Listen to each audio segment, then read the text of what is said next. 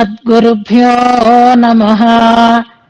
శ్రీరంగసింహగిరిదేశికపాదసేవా ప్రాప్తాఖిల ద్రవిడవేదరహస్యజాతం శ్రీగౌతమాన్వయజమాశ్రితభాగధేయం గోపాలదేశికమహం శరణం ప్రపద్యే. వాధూలాన్వయసञ्जातमप्पलार्यतनूभवम् గోపాలాచార్య సచ్ఛాత్రం వందే వెంకటదేశికం. శ్రీవాత్స్య వరదాచార్య పౌత్రం తత్పద సంశ్రయం తాతార్యతనయం వందే రఘునాథాహ్వయం గురుం.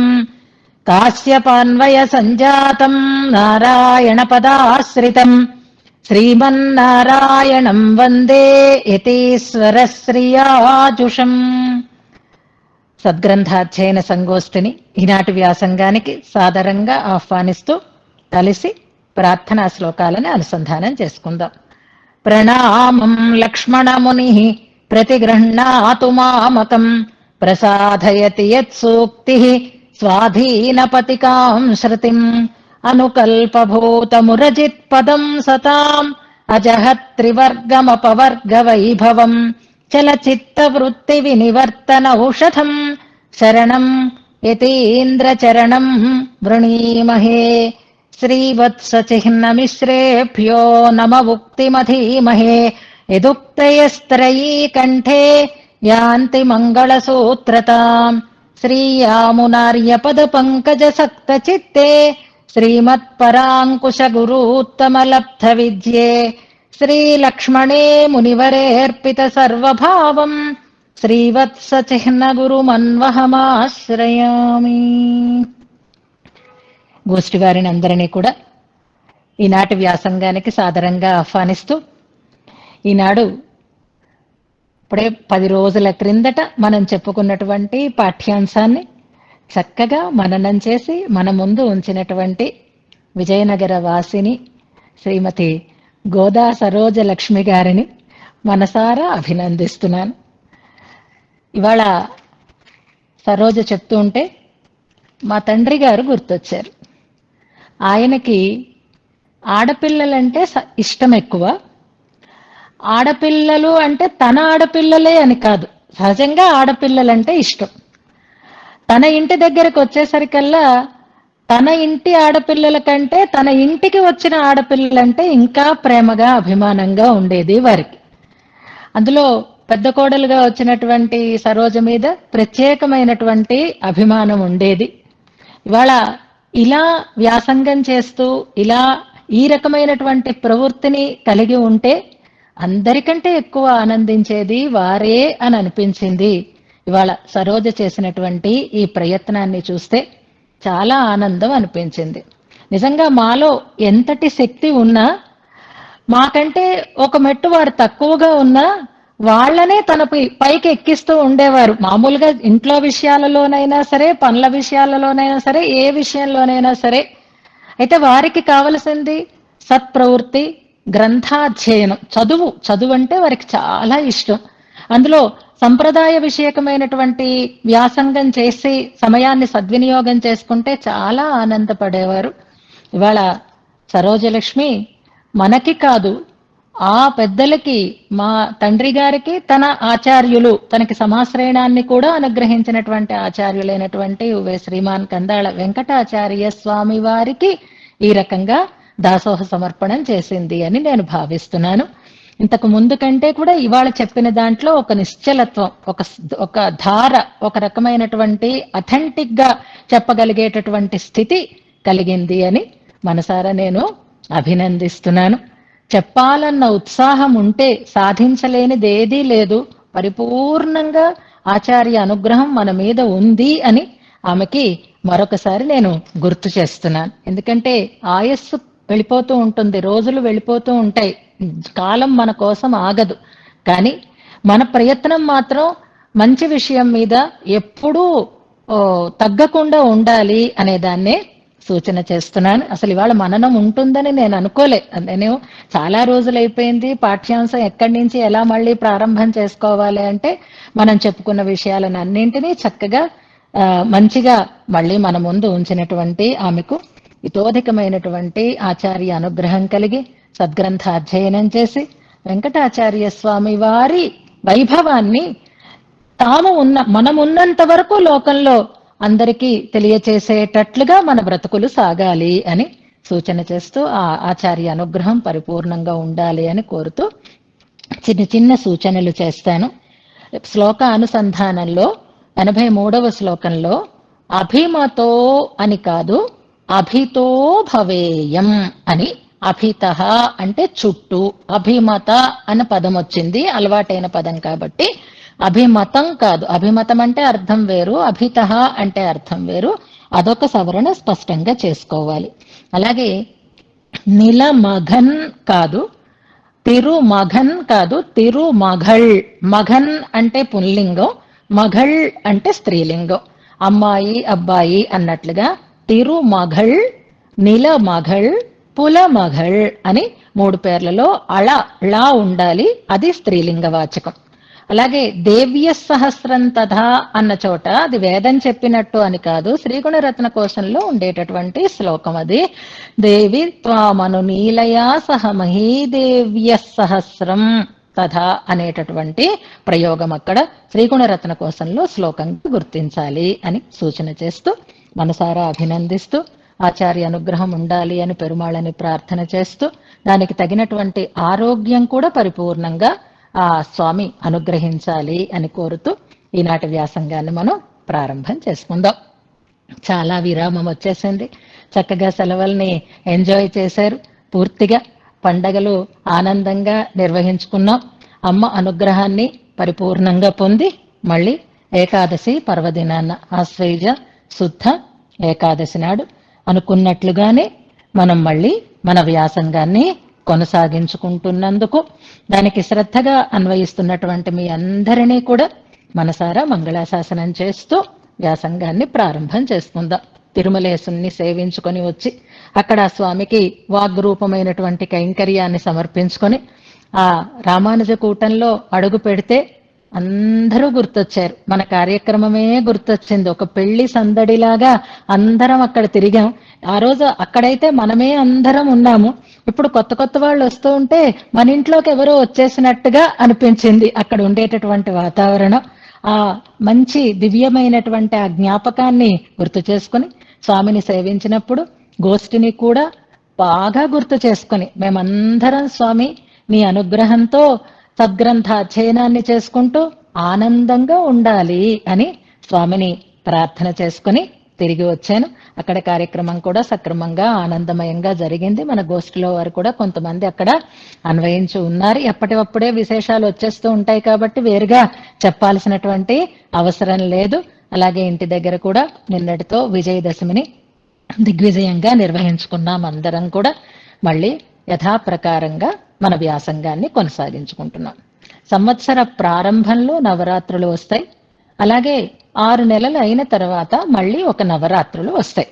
వాటిని వసంత నవరాత్రులు అని ప్రారంభం, వాటిని శరణ్ నవరాత్రులు అని ఇప్పుడు మొన్న నరుపుకున్నటువంటి నవరాత్రులని మనం విశేషంగా పవిత్రమైనటువంటి రోజులుగా భగవత్ కైంకర్యంతో సత్కార్యాలతో నిర్వహించుకుంటూ ఉంటాం. మన పెద్దలు మనకి నేర్పినటువంటి సంప్రదాయం అది.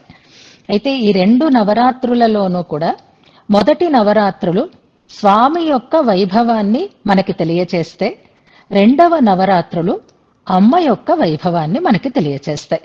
మనం కూడా ముగ్గురమ్మల యొక్క వైభవాన్ని స్పష్టంగా విశదంగా తెలుసుకుంటూ అక్కడితో మనం పాఠ్యాంశాన్ని నిలుపుకున్నాము.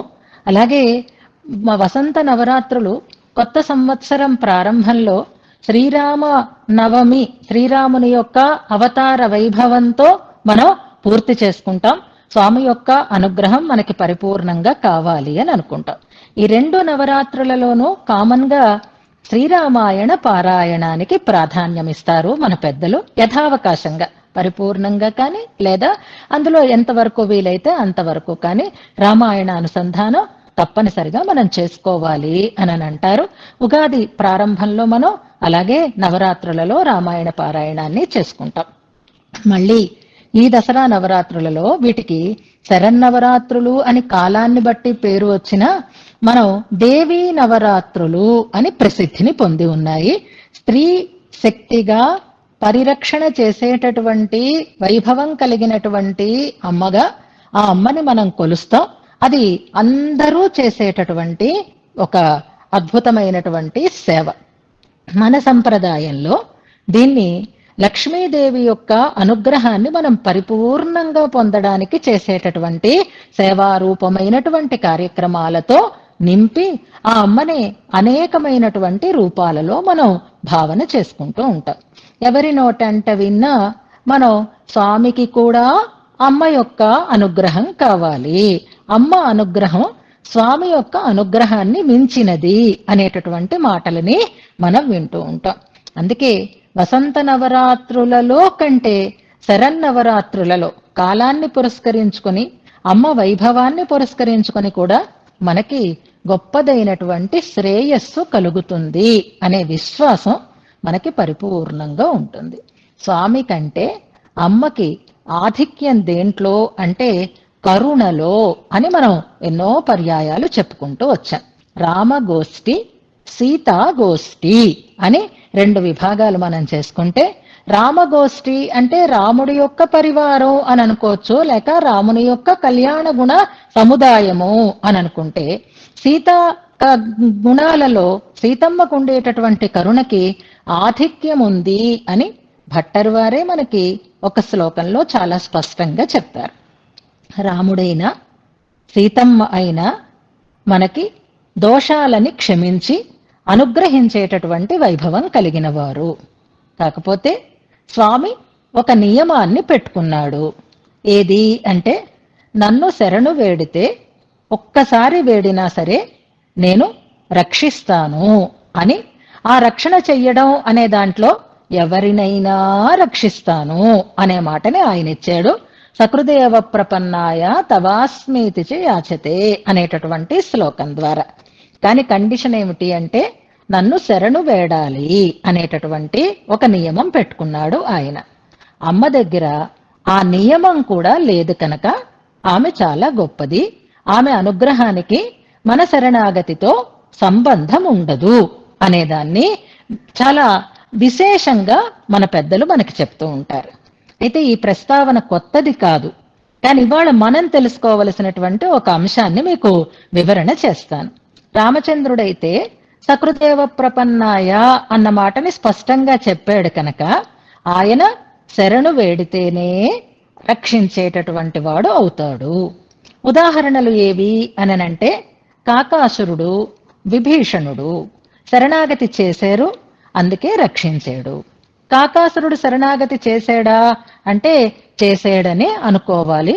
3 లోకాన్ సంపరిక్రమ్య తమేవ శరణం గతః అని వాల్మీకి మహర్షి యొక్క మాట సుందరకాండలో మనకి ప్రమాణంగా చెప్పుకోవాలి. సరే, ఎలా పడ్డాడు, ఏం పడ్డాడు అనే దాన్ని పక్కన పెడితే, శరణు వేడేడు, శరణు వేడేటట్లుగా చేసింది అమ్మ అంటారు. మరి అదే రామాయణంలో సీతమ్మ ఎవరిని రక్షించింది, ఎవరిని కాపాడింది అని ఒకసారి మనం ఆలోచన చేసుకుంటే, కాపాడినది రాక్షస స్త్రీలని. ఎవరి నుంచి కాపాడింది అంటే హనుమంతుని నుంచి కాపాడింది. ఇది మనకి పాపానాం వా శుభానాం వా అని సీతాచరమ శ్లోకంగా చెప్పుకునేటటువంటి శ్లోకం ద్వారా స్పష్టమవుతుంది. ఆయన కోపంతో రాక్షస స్త్రీలని దండిస్తాను అని సిద్ధపడితే హనుమంతుడు, వద్దయ్యా, తప్పు చెయ్యని వారెవరు, అలా నువ్వు శిక్షించకూడదు అని ఆయన నుంచి రాక్షస స్త్రీలని ఆమె కాపాడింది అనేది మనకి స్పష్టం. ఇక్కడ సందేహం ఏమిటి అంటే, ఆ రాక్షస స్త్రీలు శరణాగతి చేశారా, శరణు వేడమని కోరేరా అనేది ఒక సందేహం. కోరినట్లుగా రామాయణంలో అయితే మనకెక్కడా కనపడదు.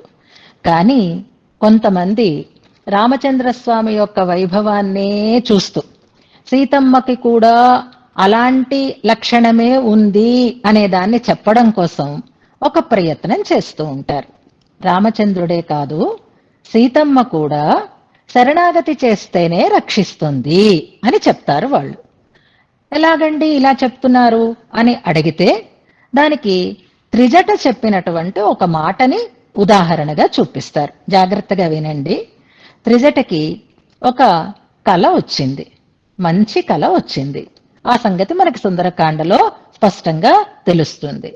అలా ఆ కళ అంతా చెప్పిన తర్వాత భయపడుతూ ఉంటే రాక్షసీ జనమంతా, ఏం భయం అక్కర్లేదు, సీతమ్మ దగ్గర మనం భయపడాల్సిన అవసరం లేదు, ప్రణిపాత ప్రసన్నాహి మైథిలి జనకాత్మజ అని త్రిజట చెప్పినటువంటి ఒక మాటని ఉదాహరణగా చూపిస్తారు. మనం కనుక ఆమెకి ప్రణిపతనం చేస్తే, అంటే ఆమె కాళ్ళు పట్టుకుంటే ఆమె మనకి ప్రసన్నురాలు అవుతుంది అని త్రిజట చెప్పింది. అంటే దీన్ని బట్టి మనకేమర్థమవుతోంది? సీతమ్మ రక్షించాలన్నా కూడా శరణు వేడాలి అని త్రిజట మాటల ద్వారా మనకి తెలుస్తోంది. అంటే రాముడైనా సీతమ్మ అయినా శరణాగతి చేస్తేనే రక్షిస్తారు అనేది మనకు అక్కడ అర్థమవుతోంది కదా. మరి సీతమ్మ శరణాగతి చెయ్యకపోయినా రక్షిస్తుంది అని ఎలా అనుకుంటామండి? ఎలా భట్టరు వారు ఆ మాటని మనకి స్పష్టం చేశారు.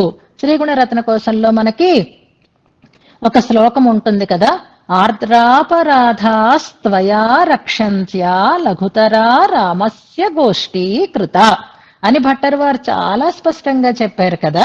మరి దీన్ని ఎలా మేము అర్థం చేసుకోవాలి అని ఒక సందేహం మనకి రావాలి. దానికి పెద్దలు చెప్పేటటువంటి వివరణ చాలా అందంగా మనకు కనిపిస్తుంది. ఏమిటిట అది అంటే, త్రిజట చెప్పింది ఆ మాట, అది త్రిజట ఉద్దేశ్యంలో ఆ విషయం. కానీ సీతమ్మ ఆ మాట చెప్పలేదు. సకృదేవ ప్రపన్నాయ అన్న మాటని చెప్పినవాడు రామచంద్రస్వామి. అంటే అది రామచంద్రుని యొక్క ఉద్దేశ్యం అన్నమాట. మిగిలిన వారు ఎలా మాట్లాడనివ్వండి, మనం ఏం చెప్తున్నామో అది మన ఉద్దేశ్యంగా ప్రమాణంగా ఎవరైనా స్వీకరిస్తారు. ఇప్పుడు నేను చెప్పిన మాట అమ్మగారు ఇలా చెప్పారు అని మరొకరు చెప్పినట్టు మాటకి తేడా ఉంటుంది కదా.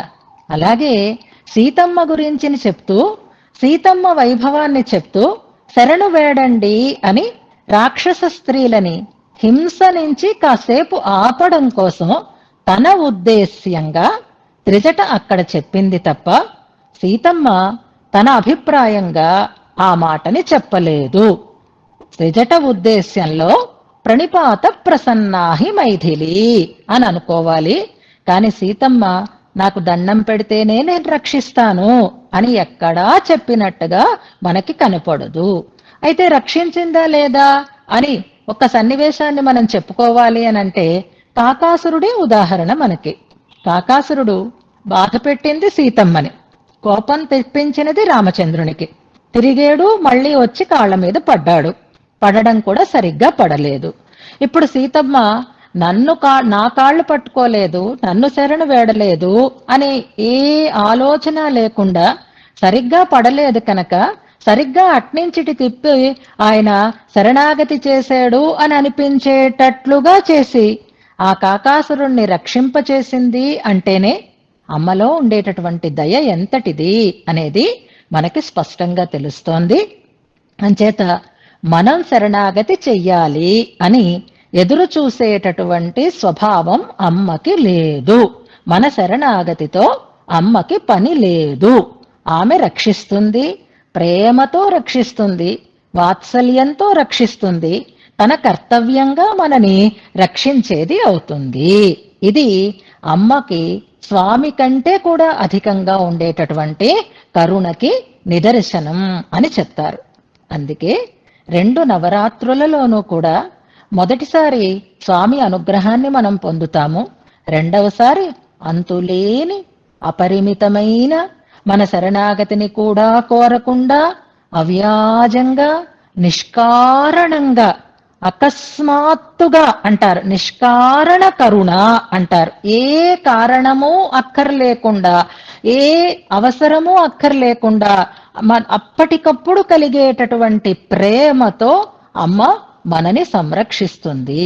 అలాంటి అమ్మ అనుగ్రహాన్ని మనం ఈ 9 రోజులలో, ఈ దేవీ నవరాత్రులలో, ఈ శరన్నవరాత్రులలో పరిపూర్ణంగా పొంది ఉన్నాము.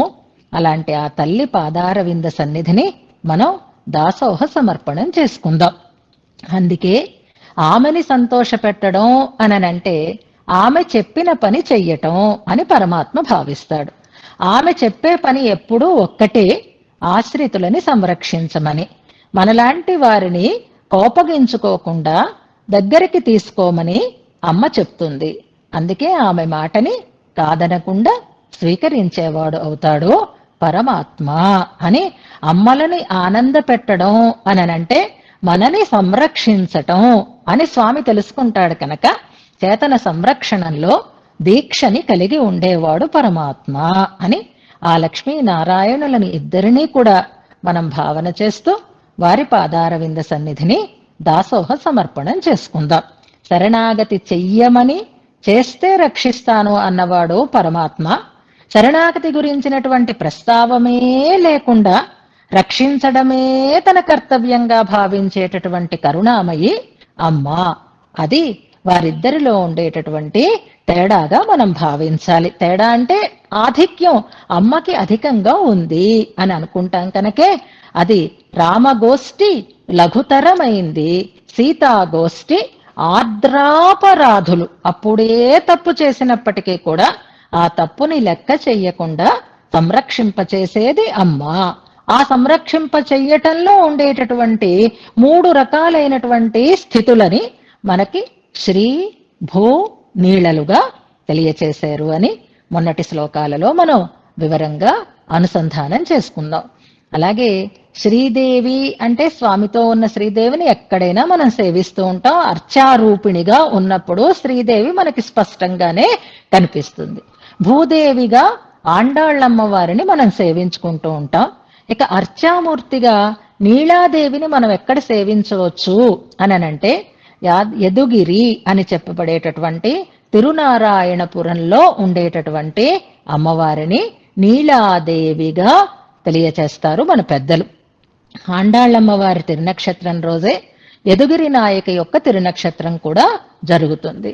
ఆ యదుగిరి నాయకి తిరునక్షత్ర తనయంలో నిత్యతనయన్ అని ఒకటి ఉంటుంది, నిత్యానుసంధానంలో ఉంటుంది. దాన్ని మీరు ఒకసారి చూడండి. నీలాదేవీం అని స్పష్టంగా అంటారు. అందుకని శ్రీవిల్లిపుత్తూరులో భూదేవినిగా ఆండాళ్ళమ్మ వారిని సేవించవచ్చు. అలాగే మనకి నీలాదేవిగా తిరునారాయణపురంలో అమ్మవారిని నీలాదేవిగా అర్చామూర్తులుగా ఇప్పటికీ ఇక్కడ మనకి అందుబాటులో ఉండేటటువంటి మూర్తులుగా వారిద్దరిని మనం భావన చేసుకోవచ్చు అని గుర్తుపెట్టుకుంటూ ఈ ముగ్గురి వైభవాన్ని విశదం చేసినటువంటి మరొక మహానుభావులు వేదాంత దేశికులు అని చెప్పుకున్నాం. దయాశతకంలో ముగ్గురు దేవేరులను గురించి కూడా 3 శ్లోకాలని వరుసగా చెప్పుకున్నాం. వాటిని మీరు అనుసంధానం కూడా చేశారు. అటువంటి త్రిభూ నీళా సమన్వితుడై ఉండేటటువంటి పత్ని పరిజన విశిష్టుడై ఉండేటటువంటి స్వామిని చేరి మనం నిత్య కింకరులుగా ఎప్పుడు ఉంటామో కదా అని కూరత్తాళ్వాన్ ప్రార్థన చేశారు అని తెలుసుకున్నాం. ఇవాళ ఏకాదశి కనుక ఇక 84వ శ్లోకం నుంచి నైత్యానుసంధానం అనేటటువంటి విషయంతో కూడినటువంటి శ్లోకాలు మనకి ప్రారంభమవుతాయి. ఇంతవరకు ప్రాప్య ప్రార్థనం అంటారు. అంటే మనకేం కావాలో దాన్ని పెరుమాళ్ల దగ్గర విన్నపం చెయ్యటం. అది మన చేత విన్నపం చేయించారు కూరత్తాళ్వాన్. ఇక్కడితో ఇంచుమించుగా స్తోత్రం ముగిసినట్టే. కానీ అంత ఉన్నతమైనటువంటి కోరికని పెరుమాళ్ల దగ్గర మనం విన్నపం చేసి అయ్యో నేనా ఇలా అడుగుతున్నాను అని తన తక్కువతనాన్ని తెలుసుకుని అయ్యో ఎంత సాహసం చేశాను అని తాను పరితపిస్తూ ఉండేటటువంటి స్థితిలో తర్వాతి శ్లోకాలని కూరత్తాళ్వాన్ మనకి అనుగ్రహిస్తారు. భగవద్ అనుగ్రహంతో వైకుంఠస్తవం లాంటి చాలా గంభీరమైనటువంటి స్తోత్రాన్ని ఆనందమయంగా అర్థంతో మనం అనుసంధానం చేసుకున్నాం. ఇవాళ ఏకాదశి కనుక అందరం కలిసి మొదటి శ్లోకం నుంచి 83వ శ్లోకం వరకు హాయిగా ఒకసారి అనుసంధానం చేద్దాం. నాతో కలిసి మీరందరూ అనుసంధానం చేద్దరు గాని తర్వాత కొత్త శ్లోకాన్ని చెప్తాను. సమయాన్ని బట్టి అర్థ వివరణాన్ని మనం చేసుకుందాం. మీరు ఎవరి మట్టుకు వాళ్లే ప్రాక్టీస్ క్లాసుల్లో పాల్గొంటున్నారు, ఆ శ్లోకాలని ప్రాక్టీస్ చేస్తున్నారు, అభ్యాసం చేస్తున్నారు. ప్రాప్య ప్రార్థనం కూడా పూర్తయింది కనుక ఇప్పుడు మనం గోష్ఠిగా అందరం కలిసి ఈ ఏకాదశి పర్వదినాన ఒకసారి ఇంతవరకు అనుసంధానం చేసుకున్న శ్లోకాలనన్నింటినీ కలిసి హాయిగా ప్రశాంత చిత్తంతో శ్రీవైకుంఠధామంలో కూరత్తాళ్వాన్ ముందు నిలబడి ఉంటే వారి వెనకని మనమందరం కూడా చేరి అంజలి చేస్తూ స్వామిని సేవిస్తూ ఈ స్తోత్రాన్ని అనుసంధానం చేస్తున్నట్లుగా భావన చేస్తూ ఇవాళ మనం ఈ శ్లోకాలని అనుసంధానం చేసుకుందాం. సావధానంగా శ్రద్ధగా ప్రతి పదాన్ని కూడా స్పష్టంగా ఉచ్చరిస్తూ శ్లోకాలను అనుసంధానం చేస్తున్నప్పుడు మనం చెప్పుకున్నటువంటి ఆ అర్థాలని విశేషాలని ఒకసారి జ్ఞాపకం చేసుకుంటూ అనుసంధానం చేద్దాము. అందరూ కూడా ప్రారంభం చేయండి. శ్రీవత్సాంకం నమస్యామి భక్త్యా గురుశిఖామణిం యస్య రత్నాయతే పంచస్తవీ స్తోత్ర సరేద్భుత జయతు జయతు నిత్యం దేశికః కూరనాథో జయతు జయతు పుణ్యా జన్మభూమిస్తదీయా జయతు జయతు సూక్తిః తస్య భవ్యానుభావ్యా జయతు జయతు పంక్తిః తద్విదాం మే గురూణాం యో నిత్యమచ్యుత పదాంబుజయుగ్మ రుక్మ వ్యామోహతస్తదితరాణి తృణాయ మేనే అస్మద్గురోర్భగవతోస్య దయైక సింధోః రామానుజస్య చరణౌ శరణం ప్రపద్యే. మరొకసారి మొదటి శ్లోకం 2 సార్లు, చివరి శ్లోకం 2 సార్లు చదవాలి. యో నిత్యమచ్యుత పదాంబుజయుగ్మ రుక్మ వ్యామోహతస్తదితరాణి తృణాయ మేనే అస్మద్గురోర్భగవతోస్య దయైక సింధోః రామానుజస్య చరణౌ శరణం ప్రపద్యే. త్రైవిద్యవృద్ధజనమూర్ధ విభూషణం యత్ సంపత్య సాత్విక జనస్య యదైవ నిత్యం యదేవ నిత్యం యద్వా శరణ్యమశరణ్యజనస్య పుణ్యం తత్సంశ్రయేమ వకుళాభరణాంఘ్రియుగ్మం భక్తి ప్రభావ భవదద్భుత భావబంధ సంధుక్షిత ప్రణయసారరసౌఘపూర్ణః వేదార్థరత్ననిధిరచ్యుత దివ్యధామా జీయాత్ పరాంకుశపయోధిరసీమ భూమా యన్మంగళాయ మహతే జగతాముశంతి త్రైవిష్టపాన్యపి పదాని యదాశ్రయాణి వందామహే సరసిజే క్షణమద్వితీయం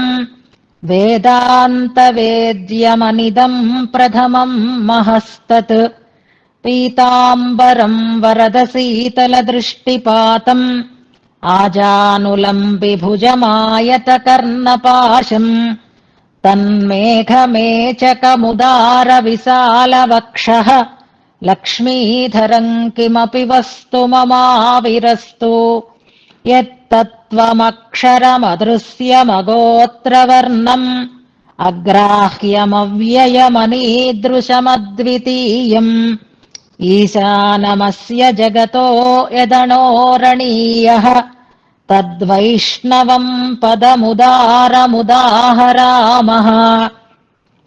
ఆమ్నాయ మూర్ధని చోర్ధ్వపుంసాం యద్ధామ వైష్ణవమభీష్ణతరం చకాస్తి తన్మాదృశామపి చ గోచరమేతి వాచో మన్యే తదీయమిదమాశ్రితవత్సలత్వం జానన్నపీహ కిల మామనపత్రపిష్ణుః విష్ణోః పదప్రణయినీం గిరమాద్రియేహం న స్వావలీఢమపి తీర్థమతీర్థమాహుః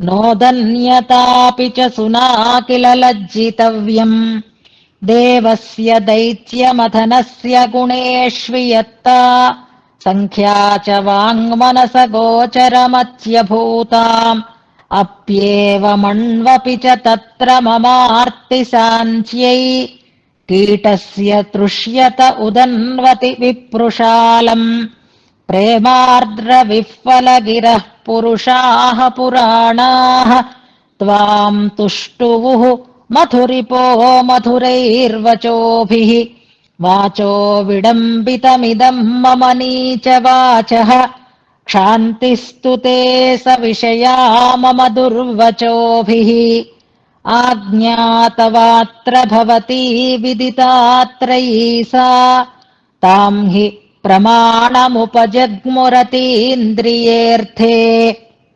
आभासभूयमभियान्त्यपराणि दोषैः एषा तु दोषरहिता महिता पुराणी अन्तर्हितो निधिरसि त्वमशेष पुंसाम् लब्धोऽसि पुण्यपुरुषैरितरैर्दुरापः तत्र त्रयीम् सुकृतिनः कृतिनोऽधिजग्मुः बाह्येषु बाह्यचरितैरितरैर्निपेते चित्रम् विधेर्विलसितम् त्विदमाविरस्ति दुष्टात्मनामयमहो किल दुर्विपाकः यत्केचिदत्र भवतीम् श्रुतिमाश्रयन्तोऽपि अर्थे कुदृष्टिविनिविष्टधियो विनष्टाः बाह्याः कुदृष्टय इति द्वितयेऽप्यपारम् घोरम् तमः समुपयान्ति न हीक्षसेतान्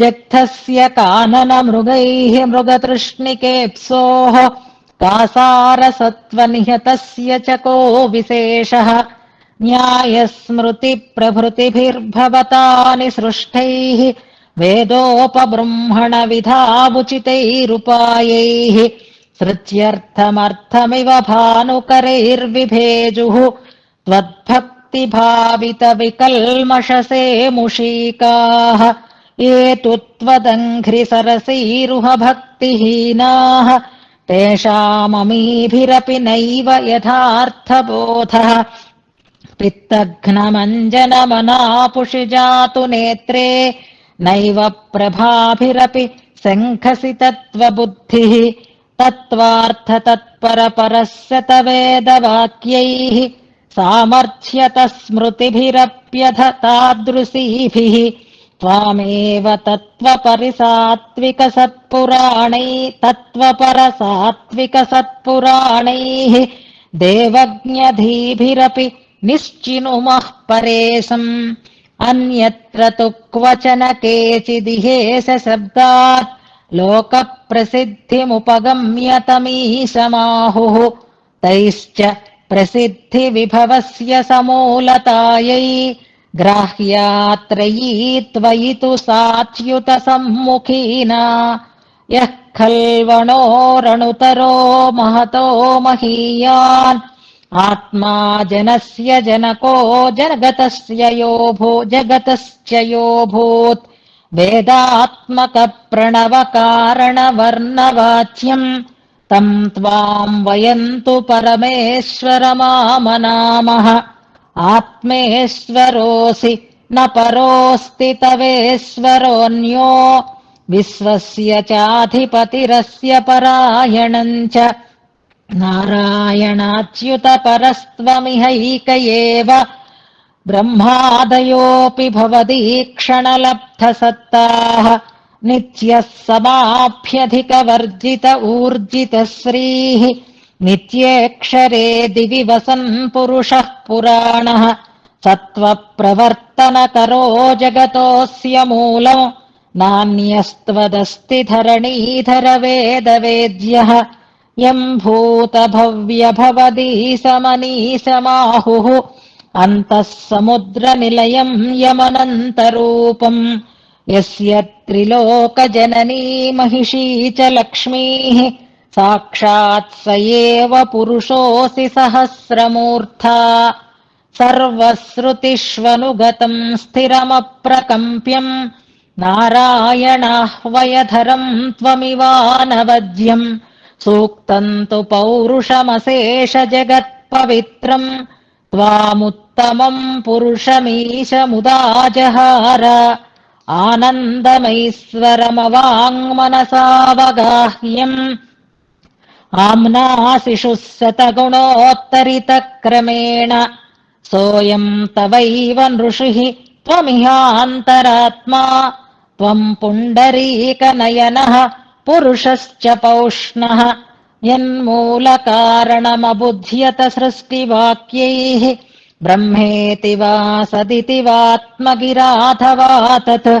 नारायणस्त्विति महोपनिषद्ब्रवीति सौबालिकी प्रभृतयोऽप्यनुजग्मुरेणाम् ज्योतिः परम् परमतत्त्वमथोपरात्मा ब्रह्मेति च श्रुतिषु यत्परवस्त्वधीतम् नारायणस्तदिति तद्विसिनष्टि काचित् विष्णोः पदम् परममित्यपरागृणाति सन्तीदृशः स्तुतिशिरस्सु परः सहस्राः वाचस्तव प्रथयितुम् परमेसि तृत्वम् किञ्चेह न व्यजगणः कृमिधातृभेदम् क्रामन् जगन्ति निगिरन् पुनरुद्गिरंश्च रूपश्रिया परमया परमेण धाम्ना चित्रैश्च कैश्चिदुदितैः भवतश्चरित्रैः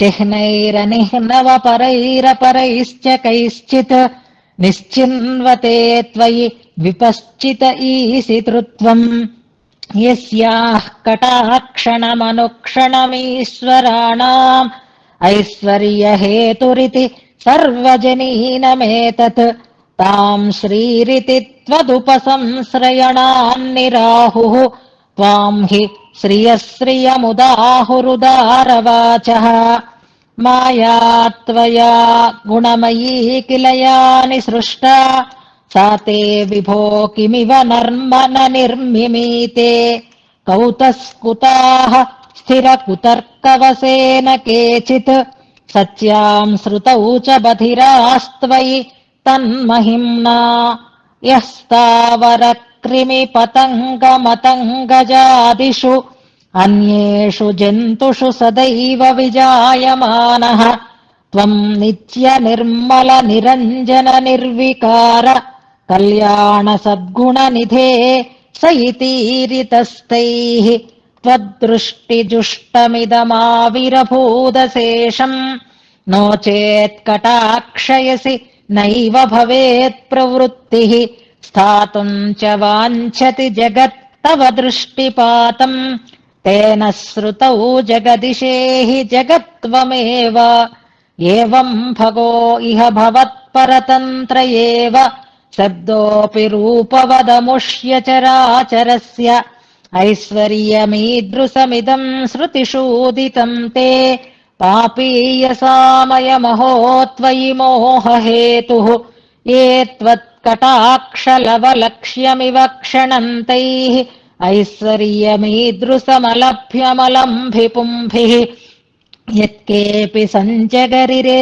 परमेसि तृत्वम् तेषामपि श्रुतिषु तन्महिमप्रसङ्गात् नित्येषु वस्तुषु भवन्निरपेक्षमेव तत्तत्स्वरूपमिति केचिदिह भ्रमन्तः ऐश्वर्यमत्र तव सावधि सङ्गिरन्ते ब्रूते त्रयी तु निरुपाधिकमीशनम् ते इच्छात एव तव विश्वपदार्थसत्ता नित्यम् प्रियास्तव तु केचन ते हि नित्याः नित्यम् त्वदेकपरतन्त्रनिजस्वरूपाः भावत्कमङ्गलगुणा हि निदर्शनन्नः विश्वस्य विश्वविधकारणमच्युतत्वम् कार्यम् तदेतदखिलम् चिदचित्स्वरूपम् त्वम् निर्विकार इति वेदशिरःसु घोषो निःसीममेव तव दर्शयतीशितृत्वम्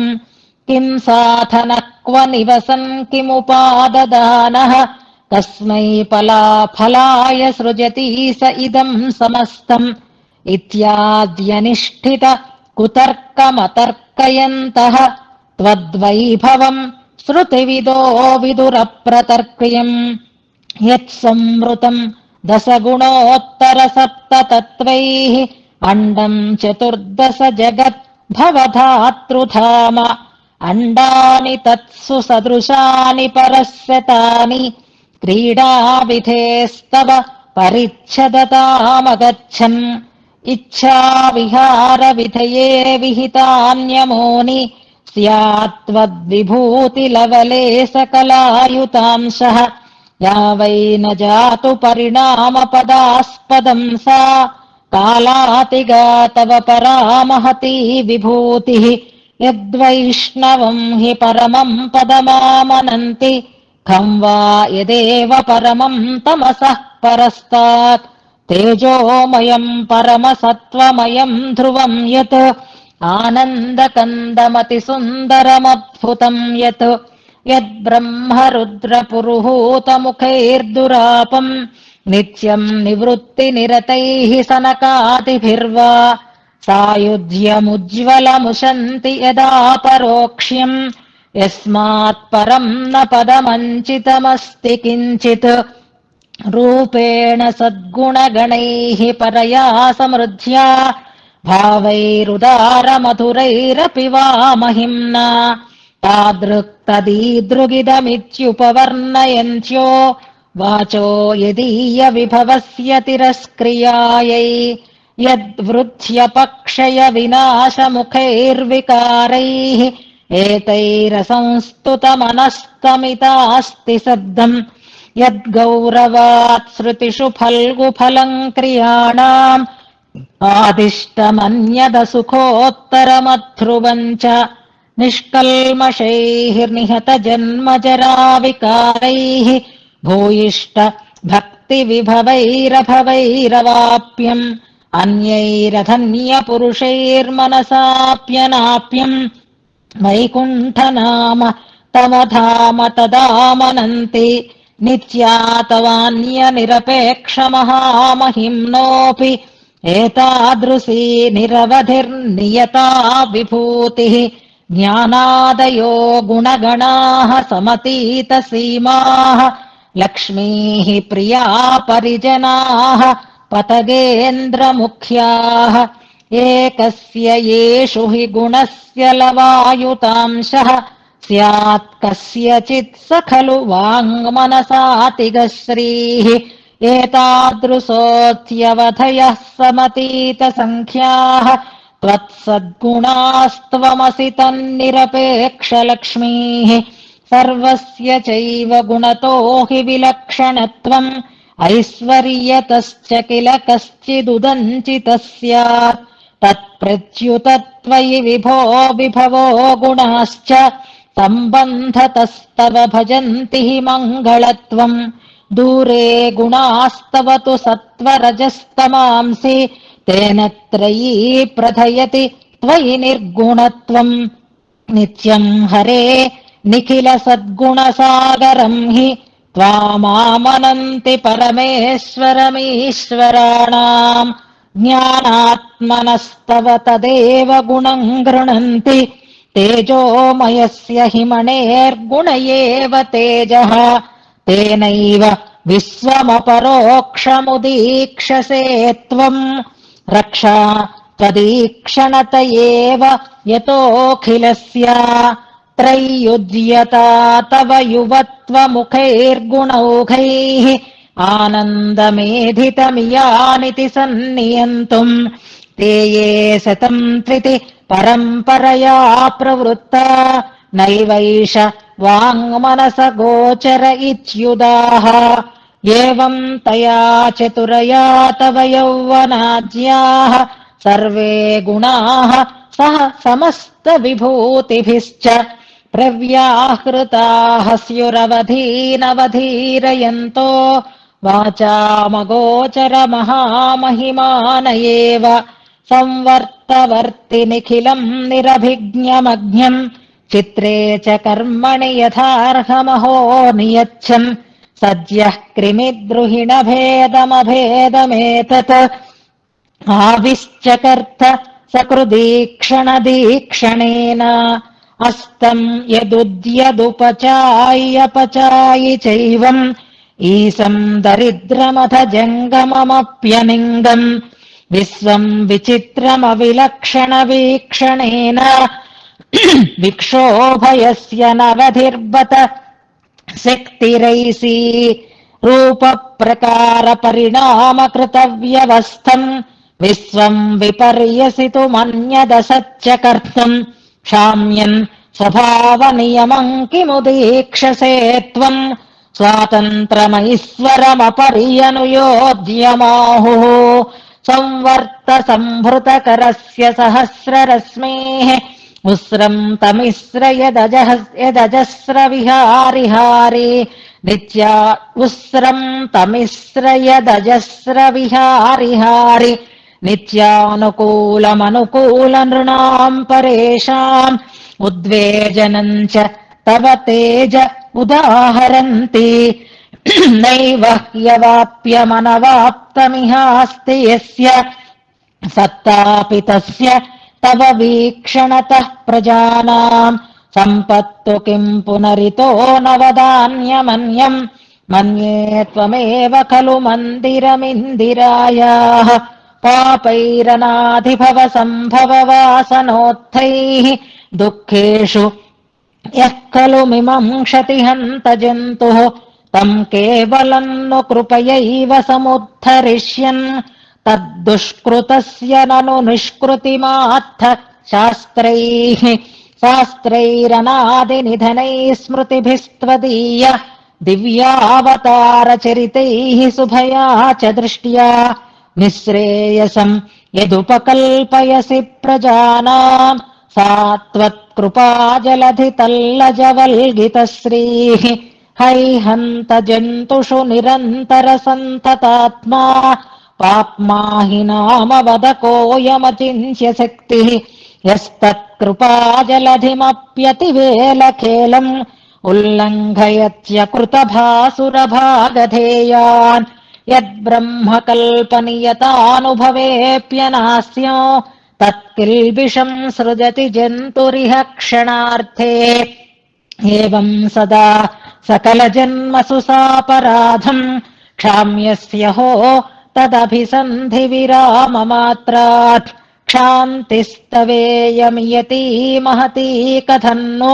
मुह्येदहो त्वयि कृताञ्जलिपञ्जरेषु इत्थम् स्वतो निखिलजन्तुषु निर्विशेषम् वात्सल्यमुत्सुकजनेषु कथम् गुणस्ते विश्वम् धियैव विरचय्य निचाय्य भूयः सञ्जहर्षः सति समाश्रितवत्सलत्वे आजग्मुषस्तव गजोत्तमबृंहितेन पादम् पराममृषुषोऽपि च कामनीषा यः कश्चिदेव यदि किञ्चन हन्त जन्तुः भव्यो भजेत भगवन्तमनन्यचेताः तम् सोऽयमीदृश इयानिति वाप्यजानन् है वैनतेयसममप्युररीकरोषि त्वत्साम्यमेव भजतामभिवाञ्छसि त्वम् तत्सात्कृतैर्विभवरूपगुणैस्त्वदीयैः मुक्तिम् ततो हि परमम् तव साम्यमाहुः त्वद्दास्यमेव विदुषाम् परमम् मतम् तत् तद्वै तथास्तु कतमोऽयमहो स्वभावो यावान् यथाविधगुणो भजते भवन्तम् तावान् तथाविधगुणस्तदधीनवृत्तिः संश्लिष्यसि त्वमिह तेन समानधर्मा नीलाञ्जनाद्रिनिभमुन्नसमायताक्षम् आजानुजैत्रभुजमायतकर्णपाशम् श्रीवत्सलक्षणमुदारगभीरनाभिम् पश्येम देव शरदस्सतमीदृशम् त्वाम् अम्भोरुहाक्षमरविन्दनिभाङ्घ्रियुग्मम् आताम्रतामरसरम्यकराग्रकान्ति भृङ्गालकम् भ्रमरविभ्रमकायकान्ति पीताम्बरम् वपुरदस्तु वयम् स्तवामा भूविभ्रमेण मृदुसीतविलोकितेन मन्दस्मितेन मधुराक्षरया च वाचा प्रेमप्रकर्षपिसुनेन विकासिना च सम्भावयिष्यसि कदा मुखपङ्कजेन वज्राङ्कुशध्वज सरोरुहशङ्खचक्र मत्सीसुधाकलसकल्पककल्पिताङ्कम् त्वत्पादपद्मयुगलम् विगलत्प्रभाभिः भूयोऽभिषेक्ष्यति कदानु शिरो मदीयम् त्रैविक्रमक्रमकृताक्रमणत्रिलोको उत्तम समुत्तममनुत्तम भक्तिभाजाम् नित्यम् धनम् मम कदा हि मदुत्तमाङ्गो अङ्गीकरिष्यति चिरम् तव पादपद्मम्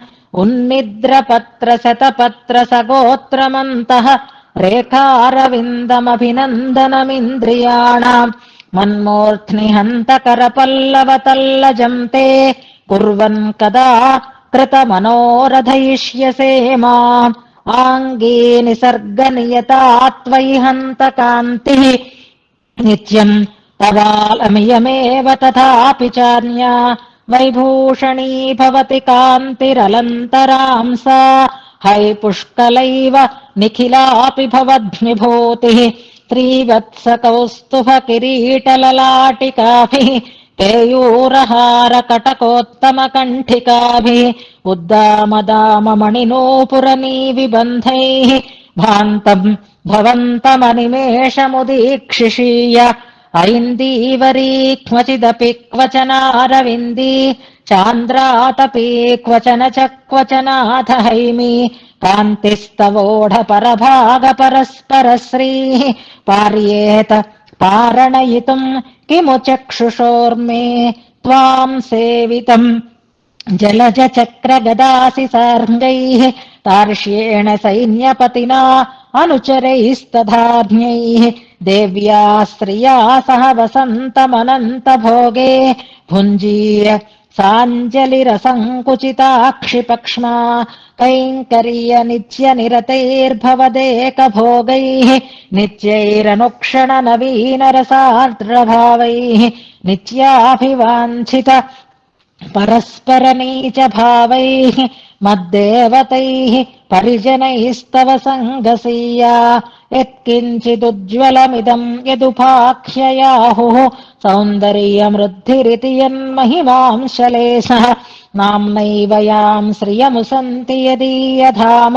त्वामामनन्ति यतमानसिद्धिः या वै त्वयाप्युदधिमन्दनयत्नलभ्या यान्तर्हितेति जगदुन्मथनोद्यतो भूः या च प्रतिक्षणमपूर्वरसानुबन्धैः भावैर्भवन्तमभिनन्दयते सदैव रूपश्रिया गुणगणैर्विभवेन धाम्ना भावैरुदारमधुरैः चतुरैश्चरिध्नैः नित्यम् तवैव सदृशीम् श्रियमीश्वरीम् ताम् त्वाम् चाञ्चितः परिचरेयमुदीर्णभावः या बिभ्रति स्थिरचरात्मकमेव विश्वम् विश्वम्भरा परमया क्षमया क्षमा च ताम् मातरम् च पितरम् च भवन्तमस्य व्युच्छन्तु रात्रय इमा वरिवस्यतो मे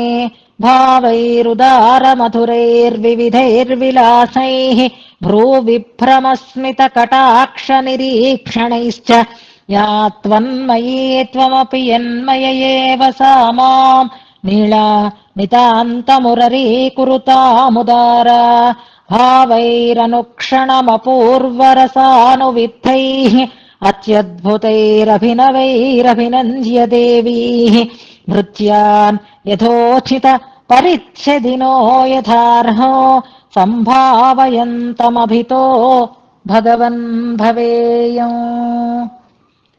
హాయిగా ఇవాళ మనం స్వామి సన్నిధిలో ఆచార్య పురస్కరంగా వైకుంఠస్తవాన్ని అనుసంధానం చేసుకున్నాం. బాగా అభ్యాసం చెయ్యండి, చక్కగా మనసారా అనుసంధానం చేసుకోండి.